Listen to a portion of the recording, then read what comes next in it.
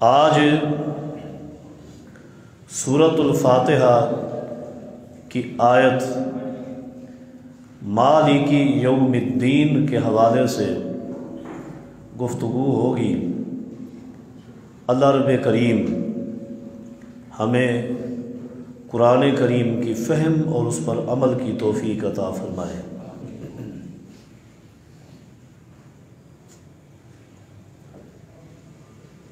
اصل میں یہ جملہ بھی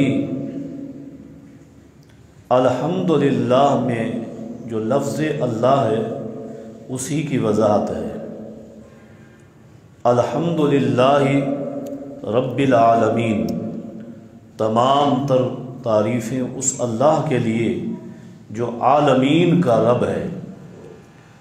الرحمن الرحیم، جو بڑا مہربان رحم کرنے والا ہے۔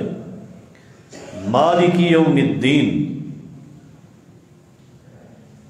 اس کو دو متواتر قرات میں مختلف انداز میں اس آیت کو پڑھا گیا ہے، مالک یوم الدین اور مالک یوم الدین۔ مالک یوم الدین جزا و سزا کے دن کا مالک ہے، مالک یوم الدین جزا و سزا کے دن کا بادشاہ ہے۔ دونوں معنی درست ہیں۔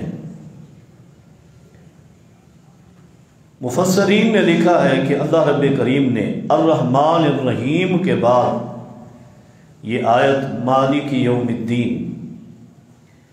اس لیے ذکر کی کہ اس کا اس پچھلی آیت کے ساتھ ایک تعلق ہے، اور وہ یوں کہ پچھلی آیت میں اللہ تعالیٰ کی رحمت بیان کی گئی کہ بڑا مہربان ہے۔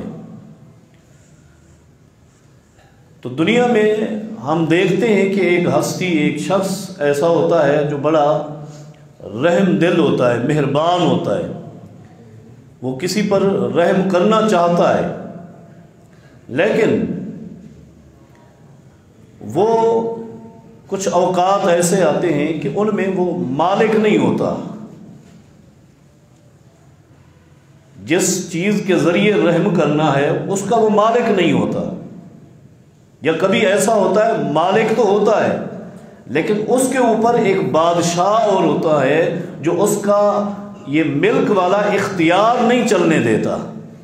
تو اللہ تعالی رحم فرمانے والا ہے، اور ہے بھی ایسا کہ وہ مالک بھی خود ہے اور بادشاہ بھی وہ خود ہے۔ وہ اپنے رحم کا مالک بھی خود ہے، جب چاہے جس پر چاہے جیسے چاہے رحم کرے، اور اس کے اوپر کوئی بادشاہ بھی نہیں ہے کہ جو اس کے اس وصف میں، اس کام میں دخل اندازی کر کے روک سکے۔ سارے اختیارات اسی کے پاس ہیں، وہ مختار کل ہے، وہ رحم کرنے والا ہے۔ مالک یوم الدین، اور اس دن جو جزا ملے گی، اجر و ثواب ملے گا یا کسی کو سزا ملے گی، اس کا مالک بھی وہ خود ہے، مالک بھی ہے اور بادشاہ بھی ہے۔ اس کی مزید وضاحت اس حدیث سے بھی ہوتی ہے جس میں گزشتہ جمعہ عرض کیا کہ اللہ پاک نے اپنی رحمت کے 100 حصے کیے، ایک حصہ دنیا میں اللہ نے تقسیم کیا ہے اور 99 جو اپنے پاس رکھے ہیں۔ قیامت کے دن ان 99 رحمت کے حصوں کو اللہ رب کریم نے جب اپنی مخلوق پر بانٹنا ہے تو اس بانٹنے میں اللہ اپنی اس رحمت کا مالک بھی ہے اور بادشاہ بھی ہے۔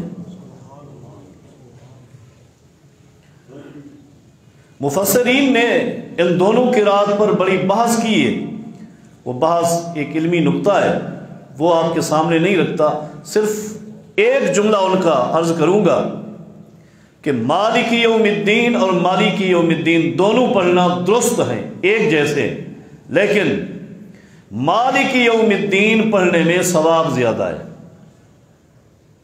ثواب زیادہ ہے، اس لیے کہ مالک یوم الدین اور مالک یوم الدین، یہاں ایک حرف کا فرق ہے، مالک میں ایک حرف زیادہ ہے۔ اور آپ جانتے ہیں جب ایک انسان، ایک قاری قرآن کریم کی تلاوت کرتا ہے تو ہر حرف کے پڑھنے پر اللہ اس کو 10 نیکیاں عطا فرماتا ہے۔ مالک یوم الدین پڑھنے میں ایک حرف زیادہ ہو جاتا ہے، اس لیے 10 نیکیوں کا اضافہ ہو جاتا ہے۔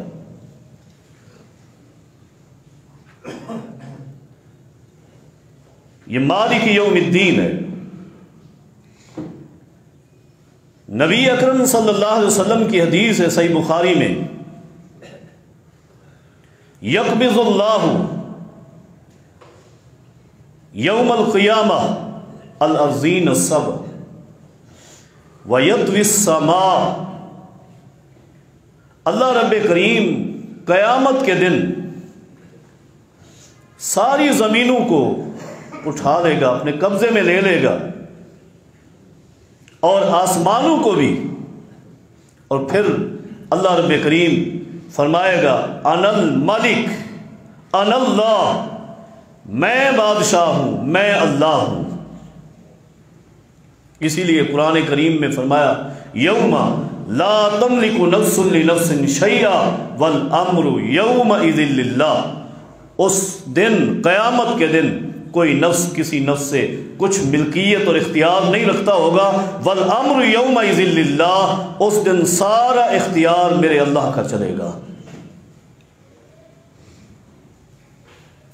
اسی وجہ سے صحیح مسلم میں، صحیح بخاری میں احادیث آئی ہیں کہ اللہ رب کریم نے ایک نام سے منع کیا ہے، اور وہ نام اللہ تعالیٰ کو ہی جچتا ہے، جس نام کا اللہ رب کریم قیامت کے دن اعلان کرے گا لمن الملک اليوم، آج کس کی بادشاہی ہے؟ نبی، ولی، صدیقین، شہداء، صالحین سب وہاں موجود ہوں گے، کسی میں لب کشائی کی ہمت اور جرت بھی نہیں ہوگی، وہ خود جواب دے گا للہ الواحد القہار، آج اکیلے کی ہے، اکیلے اللہ کی ہے، اور وہ ایسا بادشاہ ہے القہار جو اپنے تمام تر فیصلوں پر غالب بھی ہے۔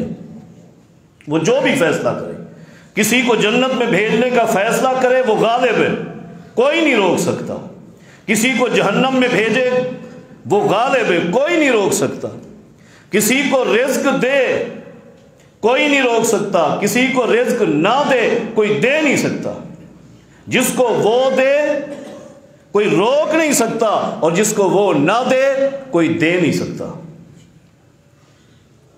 اسی لیے فرمایا ان اقنا اسم عند اللہ رجل تسمى ملک الاملاک لا مالک الا اللہ، اللہ کے نزدیک سب سے گھٹیا اور سب سے بدترین نام اس شخص کا ہے جو اپنا نام مالک الاملاک رکھے، بادشاہوں کا بادشاہ، بادشاہوں کا بادشاہ اللہ ہے۔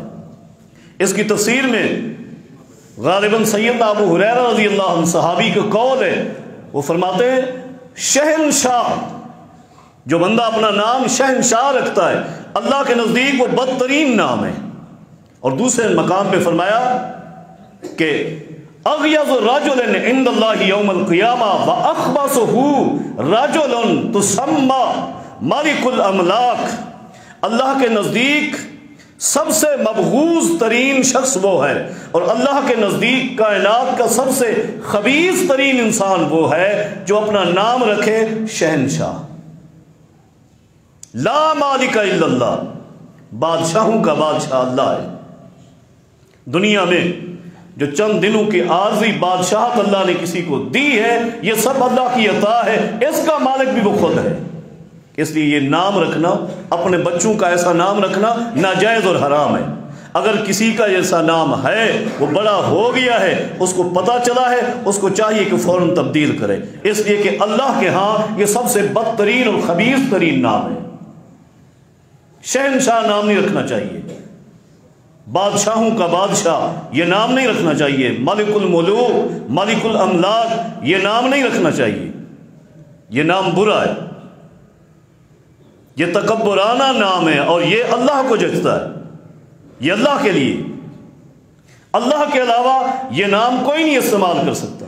سیدنا عبداللہ ابن مسعود رضی اللہ عنہ فرماتے ہیں، صحیح بخاری اور مسلم میں یہ روایت ہے کہ ایک دن ہم نبی اکرم صلی اللہ علیہ وسلم کے ساتھ تھے کہ جا حبر من الاحبار، یہود کے علماء میں سے ایک عالم نبی علیہ السلام کے پاس آیا اور اس نے آ کر کہا یا محمد صلی اللہ علیہ وسلم۔ صحابہ کرام تو آپ کو عزت سے پکارتے تھے، یہ اس انداز میں یا محمد کہہ کر بلانا اس وقت یہ یہودیوں کی صفت تھی۔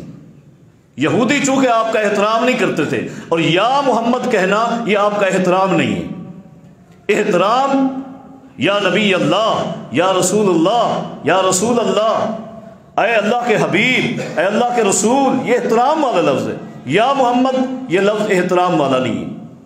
تو یہودی تھا، بہرحال اس نے جس انداز میں کہا، اس کی اگلی جو بات ہے اس نے کہا انا ناجدو، ہم تورات میں، انجیل میں، اپنی شرعی کتب میں یہ بات پاتے ہیں کہ ان اللہ یجعل السماوات علی اصبعین والارضین علی اصبعین والشجر علی اصبعین والماء علی اصبعین والسراء علی اصبعین والجبال علی اصبعین، کہ ایک دن ایسا آئے گا اللہ رب کریم ساتوں آسمانوں کو جمع کر کے اپنے ہاتھ کی ایک انگلی پہ رکھ دے گا،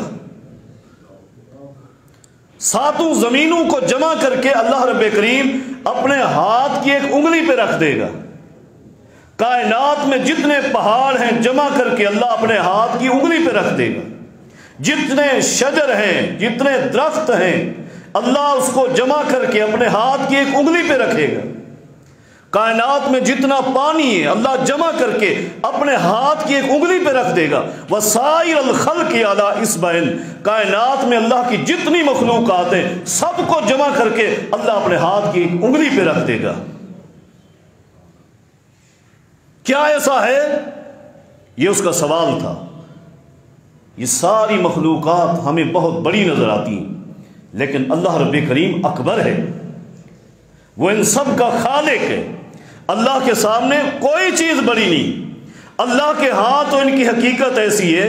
سیدنا عبداللہ ابن عباس رضی اللہ عنہما فرماتے ہیں السماوات السبع والارضون السبع الا فی کف الرحمن الا کخردلۃ فی ید احدکم، اگر ساتوں آسمانوں کو جمع کر کے اور ان کے اندر جو کچھ ہے، ساتوں زمینیں ان کے اندر جو کچھ ہے، اس سب کو جمع کر لیا جائے، یہ ساری جمع ہو کر اللہ کے ہاتھ کی ہتھیلی کے اوپر ایسے ہیں جیسے تمہارے ہاتھ کے اوپر ایک رائی کا دانہ رکھا ہوا ہو۔ یہ بھی سمجھانے کے لیے حدیث میں بیان کیا، ورنہ اللہ کے لیے کوئی مثال نہیں ہے۔ لیس کمثلہ شیء فی السماوات ولا فی الارض وہو السمیع العلیم، زمین و آسمان میں اللہ جیسی کوئی مثال ہی نہیں ہے، اتنی بڑی بڑی چیزیں۔ تو اس یہودی عالم نے کہا کہ اللہ رب کریم ان ساری چیزوں کو اپنے ہاتھ کی ایک ایک انگلی پہ رکھ دے گا، ایک ایک انگلی پہ رکھ دے گا۔ کیا ایسا ہے؟ صحیح مسلم کے الفاظ ہیں ثم یہزہن حزا، پھر اللہ پاک ان سب کو اس طرح اٹھانے کے بعد اپنے ہاتھ کو حرکت دے کر ہلائے گا۔ اور ساتھ اس یہودی نے کہا کہ اللہ پاک اس دن فرمائے گا انا الملک انا اللہ، میں بادشاہ ہوں، میں اللہ ہوں۔ ہماری بات ہو رہی ہے مالک یوم الدین، یہ وہ مالک ہے۔ ایک یہودی عالم نے کہا، سیدنا عبداللہ ابن مسعود فرماتے ہیں فضحک النبی صلی اللہ علیہ وسلم حتی بدت نواجذہ، نبی اکرم صلی اللہ علیہ وسلم اس یہودی عالم کی یہ گفتگو سن کر مسکرا پڑے، مسکرانے لگ گئے، حتیٰ کہ آپ کے دانت ہمیں دکھائی دیے۔ کیوں مسکرائے؟ تصدیقا لقول الحبر، اس یہودی عالم نے جو کچھ بیان کیا نبی اکرم صلی اللہ علیہ وسلم نے اس کی تصدیق کی کہ یہ صحیح بیان کر رہا ہے، یہ صحیح کہہ رہا ہے۔ اور آگے نبی اکرم صلی اللہ علیہ وسلم نے اس یہودی کے سامنے قرآن مقدس کی آیت تلاوت کی، وما قدر اللہ حق قدرہ والارض جمیعا قبضتہ والسماوات مطویات بیمینہ۔ یہ آیت نبی علیہ الصلوۃ والسلام نے پڑھی۔ نبی اکرم صلی اللہ علیہ وسلم کا اپنا فرمان ہے۔ نبی اکرم صلی اللہ علیہ وسلم فرماتے ہیں قیامت کے دن اللہ رب کریم کیا کریں گے؟ فرمایا کہ اللہ رب کریم ساتوں آسمانوں کو جمع کر کے یاخذہن بیمینہ، اپنے دائیں ہاتھ میں اللہ لے لے گا۔ ساتوں آسمان کو جمع کر کے اپنے دائیں ہاتھ میں اللہ پکڑ لے گا، اور فرمایا اور ساتوں زمینوں کو بھی اللہ رب کریم جمع کرے گا۔ یاخذہن بشمالہ، اللہ پاک ساتوں زمینوں کو اپنے بائیں ہاتھ میں پکڑ لے گا۔ دائیں ہاتھ میں ساتوں آسمان، اس میں جو کچھ ہے سارے کا سارا، بائیں ہاتھ میں زمینیں ساتوں، جو کچھ ہے سارے کا سارا۔ اب کائنات کی ہر چیز آ گئی، ہر چیز۔ اب اللہ رب کریم کیا فرمائے گا؟ فرمائے گا ان اللہ ان الملک این الجبارون این المتکبرون۔ اللہ رب کریم آسمانوں کو پکڑ کر ایک ہاتھ میں پھر حرکت دے گا اور فرمائے گا ان الملک، میں بادشاہ ہوں، این الجبارون، وہ دنیا کے ظالم اور جابر بادشاہ کہاں ہیں؟ این المتکبرون، دنیا میں تکبر کے ساتھ زندگی بسر کرنے والے کہاں ہیں؟ بادشاہوں میں بھی تکبر ہوتا ہے، بہت سارے لوگ تکبر کرتے ہیں، سب کو اللہ اس دن چیلنج کرے گا کہ دنیا میں تم تکبر کرتے تھے، اب بتاؤ وہ کیا جواب دے سکیں گے؟ کیسے جواب دیں گے؟ جبکہ حدیث میں آتا ہے حشر المتکبرون یوم القیامت امثال الذر۔ اللہ پاک دنیا کے اندر جتنے متکبرین ہیں، جتنے لوگ تکبر کرنے والے ہیں، سب کو قیامت کے دن چیونٹیوں کی شکل اور چیونٹیوں کی جسامت دے کر میدان محشر میں پھیلا دے گا، تاکہ وہ دنیا کے لوگوں کے قدموں کے نیچے آ کر ذلیل ہوں اور ان کو پتہ چلے کہ تکبر کرنا کیسا ہے۔ لیکن ہم غور کریں، نبی اکرم صلی اللہ علیہ وسلم کا یہ صحیح فرمان نہیں ہے کہ جس بندے کی شلوار، تہبند، پینٹ ٹخنے پہ رہتی ہے تو وہ متکبر ہے؟ یہ صحیح فرمان نہیں ہے؟ کیا اس دن ان چیونٹیوں جیسا بن کر لوگوں کے پاؤں کے نیچے آنا یہ پسند ہے ہمیں؟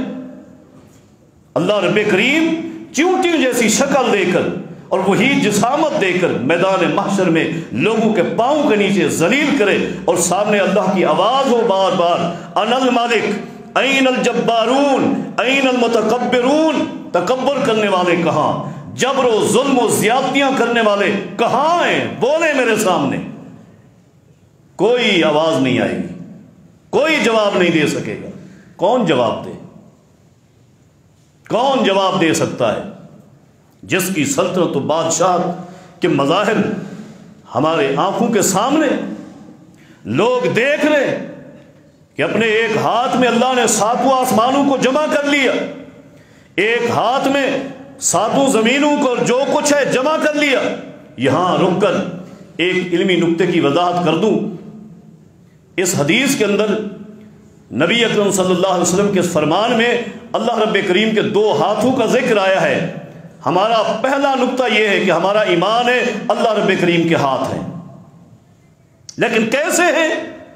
یہ کیفیت کا سوال، یہ بدعت اور جہالت ہے۔ اللہ رب کریم کے ہاتھ ہیں، جو کچھ اللہ رب کریم کے ہاتھ کی انگلیاں بھی ہیں، کیونکہ یہ حدیث میں بیان ہوئی، جو کچھ قرآن میں بیان ہوا، حدیث میں بیان ہوا، اس پر ہمارا ایمان ہے۔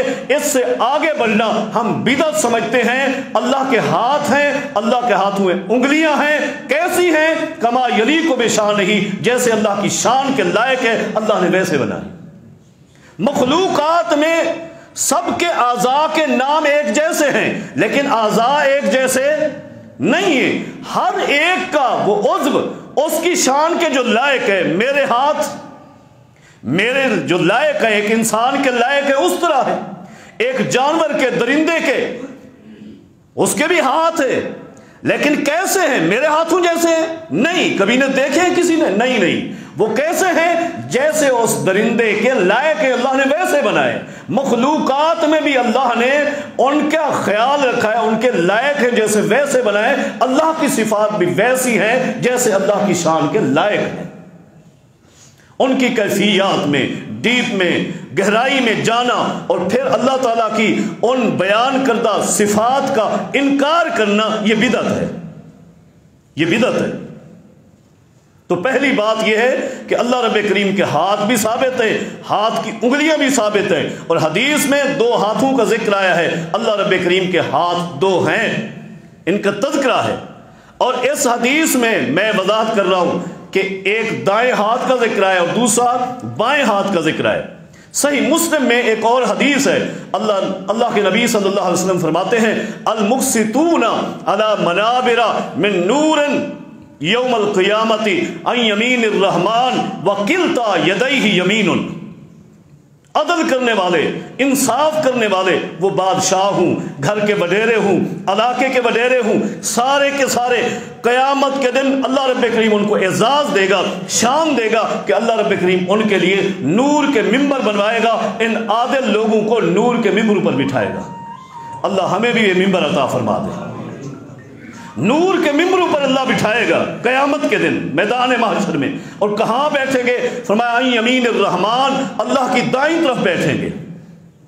اور آگے حدیث کے الفاظ ہیں جو میرا نقطہ ہے، وَقِلْتَا يَدَيْهِ يَمِينٌ، اللہ پاک کے دونوں ہاتھ یمین دائیں ہیں۔ آپ نے غور فرمانا ہے، بات اگر کوئی رہ گئی تو سمجھ نہیں آئے گی۔ اس حدیث میں ہے کہ اللہ پاک کے دونوں ہاتھ یمین ہیں، دائیں ہیں، اور گزشتہ حدیث میں آیا ہے کہ اللہ رب کریم 7 آسمانوں کو اپنے دائیں ہاتھ میں پکڑے گا اور 7 زمینوں کو اپنے بائیں ہاتھ میں۔ وہاں 2 ہاتھوں کا تذکرہ دائیں اور بائیں کے ساتھ، اور یہاں صرف دائیں کہہ کر، تو ان دونوں حدیثوں میں کوئی تناقض نہیں ہے، آپس میں مخالفت نہیں ہے۔ انسان کا ذہن صاف ہونا چاہیے، عقل سلیم ہونی چاہیے، تو سمجھ آ جاتی ہے اللہ پاک کے 2 ہاتھ ہیں، اللہ پاک کے 2 ہاتھ ہیں، دایاں بھی ہے اور بایاں بھی ہے۔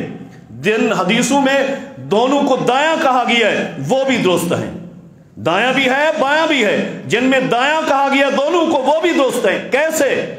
اس انداز سے کہ مخلوق میں سے ہر شخص کی، ہماری، میری، آپ کی شان یہ ہے کہ دایاں ہاتھ بنسبت بائیں ہاتھ کے کامل ہے، اور بایاں ہاتھ تھوڑا سا دائیں ہاتھ سے ناقص ہے۔ اس کی شان، اس کی طاقت کیا ہے؟ کم ہے۔ اللہ کے بارے میں کیوں فرمایا کلتا یدیہ یمین؟ اللہ کے دونوں ہاتھ یمین ہیں، معنی یہ کہ اللہ کے دونوں ہاتھ نقص سے، عیب سے، کمی سے پاک ہیں۔ یہ مخلوق ہے کہ اس کے دائیں اور بائیں کے فرق ہوتے ہیں اور کمی ہوتی ہے، اللہ کے دونوں ہاتھوں کی شان ایک جیسی ہے، کمی نہیں ہے، کسی قسم کی کمی نہیں ہے۔ اب یہ بات سمجھ آئی، اللہ پاک کے 2 ہاتھ ثابت ہیں، دائیں بھی اور بائیں بھی، لیکن کسی ہاتھ میں کوئی نقص، عیب، کمی نہیں ہے۔ جو کچھ اللہ نے، اللہ کے رسول صلی اللہ علیہ وسلم نے ہمارے سامنے رکھ دیا، اس پر ایمان لانا ہمارے لیے واجب اور ضروری ہے، ہم اس کو مانتے ہیں۔ اللہ اکبر۔ مسند احمد کے اندر نبی اکرم صلی اللہ علیہ وسلم کی یہی حدیث، سیدنا عبداللہ ابن عمر رضی اللہ عنہما اس حدیث کے راوی فرماتے، ایک دن نبی اکرم صلی اللہ علیہ وسلم اپنے منبر پہ کھڑے ہوئے قرآن کریم کی تلاوت کر رہے تھے، صحابہ کرام کو واعظ کر رہے تھے، نصیحت فرما رہے تھے۔ اچانک آپ نے آیت پڑھی، وما قدر اللہ حق قدرہ والارض جميعا قبضته يوم القيامة والسماوات مطويات بيمينه سبحانه وتعالى عما يشركون وما قدر اللہ حق قدری۔ ان مشرکوں نے اللہ کا جو حق تھا قدر کرنے کا، وہ قدر نہیں سمجھی، اللہ کی شان نہیں سمجھی۔ والارض جمیعا मफ़ज़तुहु यौमल क़ियामा, हालांकि क़यामत का दिन एक ऐसा आने वाला है जिससे मुशरिकीन को डरना चाहिए था कि उस दिन सारी की सारी ज़मीन अल्लाह के हाथ में होगी।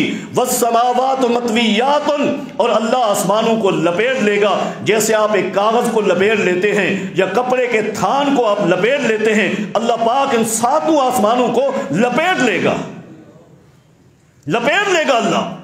अल्लाह अकबर, ये सातों आसमान कितने बड़े बड़े आसमान, अल्लाह पाक इनको लपेट लेगा और अपने हाथ में अपनी गिरफ्त में ले लेगा अल्लाह। नबी अकरम सल्लल्लाहु अलैहि वसल्लम ये आयत पढ़ रहे हैं, वस्समावातु मतवियातुम बियमीनी, और आसमानों को लपेट कर अल्लाह अपने दाएं हाथ में रख लेगा। सुबहानहू व तआला अम्मा युश्रिकून, वो तो पाक ज़ात है, हर किस्म के ऐब से, नक़्स से, कमी से पाक ज़ात है। इन मुशरिकों ने उसके भी शरीक कर डाले, उसके भी शरीक कर डाले। ये आयत पढ़ी, इस आयत के पढ़ने के बाद नबी अकरम सल्लल्लाहु अलैहि वसल्लम ने मिंबर पे खड़े हुए क़यामत के मंजर की नक्शा कशाई की। आपने फरमाया कि क़यामत का दिन होगा, अल्लाह रब्बे करीम आसमानों को अपने हाथ में ले लेगा, ज़मीनों को अपने हाथ में ले लेगा, और अल्लाह रब्बे करीम आवाज़ लगाएगा, अनल मालिक अनल्लाह अनल जब्बार अनल मुतकब्बिर अनल अजीज अनल करीम। ओ लोगो, मैं अल्लाह हूं, मैं बादशाह हूं। अनल जब्बार, मैं सबसे बड़ा जब्बार हूं, जो चाहूं करूं। अनल मुतकब्बिर, तकब्बुर मुझे जचता है, मैं मुतकब्बिर हूं, मेरे सामने कौन तकब्बुर करने वाला है। अनल अजीज, मैं गालिब हूं। अनल करीम, मैं किसी पर करम करूं, रहम करूं, सखावत करूं तो कोई नहीं पूछ सकता, ये सारी शान मेरी अपनी है। सैयदना अब्दुल्लाह बिन उमर फरमाते हैं रज़ियल्लाहु अन्हुमा, नबी अकरम सल्लल्लाहु अलैहि वसल्लम अल्लाह पाक की जब ये शान बयान कर रहे थे और अपने हाथों से इशारा फरमा रहे थे, हाथों को आगे पीछे हरकत दे रहे थे, रब की शान बयान कर रहे थे, मैं देख रहा था, सहाबा इकराम भी देख रहे थे। फराजफा रसूलुल्लाही सल्लल्लाहु अलैहि वसल्लम बिल मिंबर, नबी अकरम सल्लल्लाहु अलैहि वसल्लम जब मिंबर पे खड़े हुए ये आयत पढ़ रहे थे, वमा कदरुल्लाह हक्क कदरिही, के मुशरिकून ने अल्लाह की कदर नहीं पहचानी। इस आयत को सुनते ही नबी के मिंबर ने कांपना शुरू कर दिया। हजरात, वो रब हर चीज पर कादिर है। इन्नल्लाह अला कुल्ली शैइन कदीर, वो जो चाहे करे। वो चाहे तो लकड़ी के मिंबर को भी आवाजें सुना दे, नबी का पढ़ा हुआ कुरान सुना दे, नबी की हदीस सुना दे। वो चाहे तो खजूर के उस तने के मिंबर को ये सलाहियत दे दे कि नबी जब उससे दूर हूं तो एक बच्चे की तरह बिल बिलाकर रोने लग जाए, जब तक नबी अकरम सल्लल्लाहु अलैहि वसल्लम उसको गले से न लगाए वो खजूर का तना खामोश नहीं होता। इन्नल्लाह अला कुल्ली शैइन कदीर, नबी अकरम सल्लल्लाहु अलैहि वसल्लम ने जब ये आयत पढ़ी, वमा कदरुल्लाह हक्क कदरी, इन मुशरिकों ने अल्लाह की कदर नहीं पहचानी, अल्लाह की शान नहीं जानी। अल्लाह की शान क्या है, अल्लाह के शरीक किए, अल्लाह के हुक्म की खिलाफ वर्जी की। ये जुमले जब पढ़े तो मिंबर कांपने लग गया, इतना कांपा, इतना मिंबर कांपा, इतनी कभी हुई। सैयदना अब्दुल्लाह बिन उमर फरमाते हैं, कुलना ला यखिरन बिही, हमें खतरा हुआ कि अभी ये मिंबर प्यारे पैगंबर सल्लल्लाहु अलैहि वसल्लम को गिरा देगा। लकड़ी का, एक सूखी लकड़ी का, खुश्क लकड़ी का मिंबर बना हुआ। रब जब उसको कुरान करीम की आयत सुनाता और समझाता है तो वो भी डर से कांपने लग जाता है। एक इंसान की कैफियत क्या है, यही तो रब ने फरमाया, अगर हम इस कुरान को नाज़िल कर देते इन पहाड़ों पर तो ये भी कुरान को देखते और जांचते तो ये भी रेजा रेजा हो जाते हैं। लेकिन एक इंसान है, उसका ऐसा दिल है, ऐसा खतरनाक, पत्थर से भी ज्यादा सख्त। सुम्मा कसद कुलूबुकुम मिन बाद ज़ालिका फहिय कल हिजारा, पत्थर से भी ज्यादा सख्त दिल लाया कि क़यामत के मनाजिर सुनता रहता है कि क़यामत का दिन होगा, अल्लाह रब्बे करीम इस तरह गुस्से में होंगे, ये आवाज़ें होंगी और लोगों की हालत क्या होगी कि सूरज बिल्कुल करीब आया हुआ है, बिल्कुल करीब है। हर शख्स اپنے گناہوں کے بقدر اپنے پسینے کے اندر ڈوبا ہوا ہے۔ نبی علیہ الصلوۃ والسلام فرماتے ہیں حتیٰ ان السفنہ لو اجریت، اگر کشتی لا کر اس دن کسی گناہگار شخص کے پسینے کے اندر میدان محشر میں چھوڑ دی جائے لجرت، تو اس کو اتنا پسینہ آیا ہوگا کہ اس کے پسینے میں کشتی چلنے لگ جائے گی۔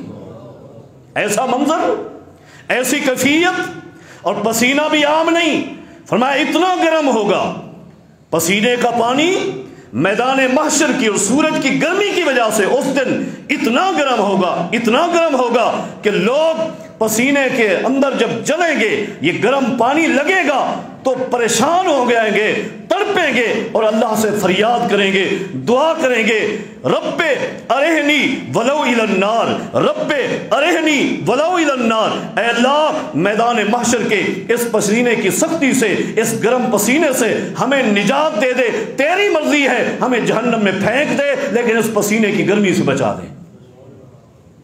مالک یوم الدین، مالک یوم الدین، یہ جزا و سزا کے دن کا مالک ہے اور یہ اس کا نظارہ ہے۔ اس دن اللہ رب کریم یہ آواز لگا رہا ہوگا اس دن، لیکن آج اللہ کی طرف سے صدائیں آتی ہیں، اعلان آتے ہیں، آدھی رات کو وہی رب اعلان کرتا ہے کہ کون ہے میرے ساتھ صلح کرنے والا، لیکن آج کوئی نہیں، کوئی نہیں۔ حالانکہ تیرے دل پر ہوک اٹھے، رب اس کو سنتا بھی ہے اور جانتا بھی ہے اور قبول بھی کرتا ہے۔